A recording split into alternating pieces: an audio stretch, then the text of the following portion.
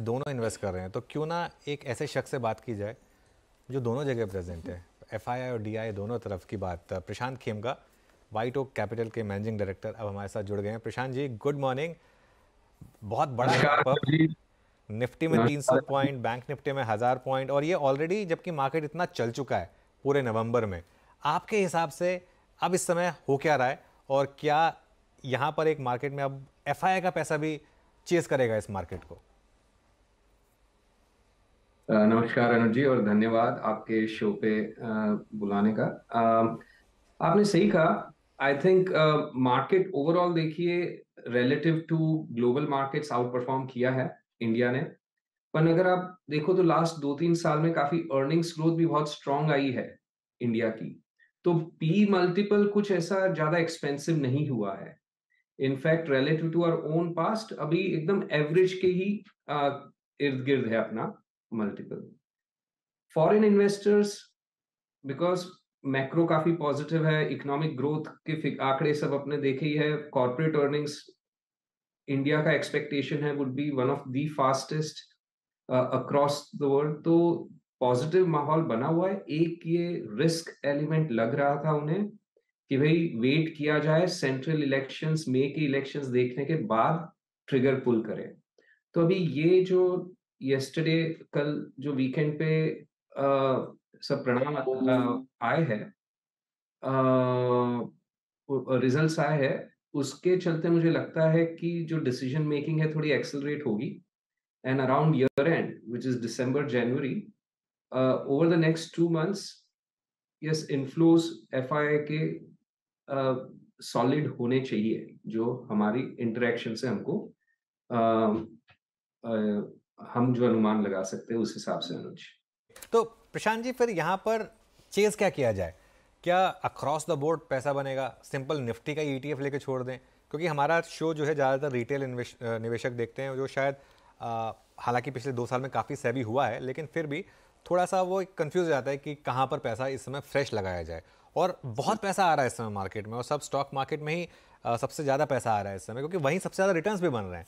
तो इस समय अप्रोच क्या होगी मार्केट में, सेक्टोरल अप्रोच?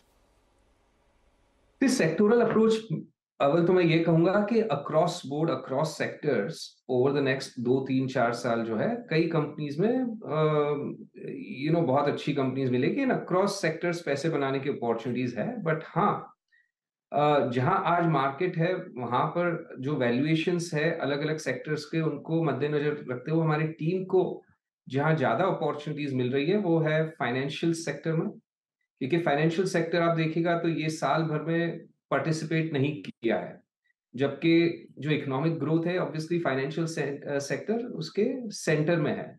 एंड जब मैं फाइनेंशियल सेक्टर कहता हूं तो ये नहीं कि सिर्फ बैंक्स या private sector banks, but also NBFCs, insurance companies है, और नॉन बैलेंस शीट कंपनीज भी है, जो मार्केट इंटरमीडियरीज जिन्हें कहते हैं, या कैपिटल मार्केट इंटरमीडियरीज कहते हैं। तो ये across board I think valuations जो है रिलेटिव टू बाकी का मार्केट जहां पे है उसके मुकाबले रिलेटिव वैल्यूएशंस अट्रैक्टिव काफी स्टॉक्स में फाइनेंशियल सेक्टर में मिल रहे हैं। कंज्यूमर डिस्क्रेशनरी में अगर अपना इकोनॉमिक ग्रोथ, आज जो मार्केट की रैली है, पॉजिटिव माहौल है, वो उसका ये अनुमान है कि इकोनॉमिक ग्रोथ स्ट्रांग रहेगा। अल्टीमेटली स्टॉक मार्केट एक बैरोमीटर है कि अपनी इकोनॉमिक ग्रोथ ओवर टाइम क्या रहेगी और उसके चलते कॉर्पोरेट अर्निंग्स क्या रहेगी। तो उस बैरोमीटर को अगर अपने सही गिने और अगर इकोनॉमिक ग्रोथ स्ट्रांग रही आने वाले टाइम में, इकोनॉमी, ऑब्वियसली शेयर बाजार का तो मार्केट कैप 4 ट्रिलियन के ऊपर हो ही गया है, इकोनॉमी भी 4-5 ट्रिलियन डॉलर जब क्रॉस करती है तो ये डिस्क्रेशनरी कंजम्पशन जो है वो काफी ज्यादा ग्रो होगा। एंड डिस्क्रेशनरी में काफी आइटम्स आ जाती है, जैसे ऑब्वियसली ऑटो आ गया, रिटेल आ गया, मीडिया आ गया, ड्यूरेबल्स आ गए। तो इन सेगमेंट्स में भी इस साल ऑब्वियसली कई कंपनीज ने बहुत बढ़िया पार्टिसिपेट किया, बट कई कंपनीज ने इतना पार्टिसिपेट नहीं किया, जहां पे वैल्यूएशंस अगेन रिलेटिवली अट्रैक्टिव हो गए हैं। एंड तीसरा मैं कहूंगा कैपिटल गुड्स जो है, हालांकि कैपिटल गुड्स ने बहुत अच्छा प्रदर्शन किया ये साल, परफॉर्मेंस बहुत स्ट्रांग रहा है कैपिटल गुड्स का।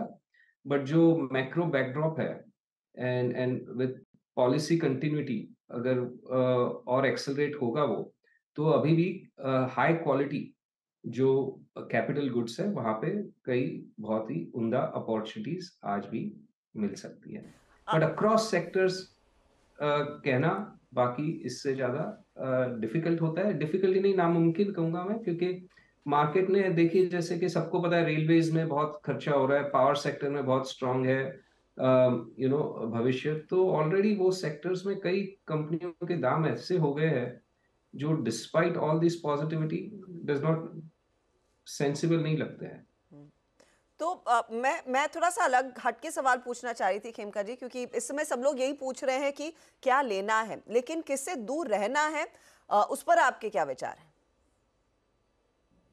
देखिए कई सेगमेंट्स में, मार्केट के कई सेगमेंट्स में एक अति का माहौल हो गया है, और जहां भी अति हो जाता है उससे दूर रहना उचित रहता है मेरे हिसाब से। अभी प्रोस्पेक्ट्स उन्हीं सेक्टर में सबसे ज्यादा अच्छे लगेंगे। जैसे मैंने पहले भी कहा है, 2006-2007 में रियल एस्टेट के प्रोस्पेक्ट्स बहुत अच्छे दिख रहे थे, इंफ्रास्ट्रक्चर के प्रोस्पेक्ट्स बहुत उम्दा दिख रहे थे। बट अगर स्टॉक प्राइसेस में अति हो गई अगर, तो फिर वहां से पैसा खोने का चांस बहुत ज्यादा हो जाता है, भले के प्रोस्पेक्ट्स कितने ही अच्छे क्यों ना हो।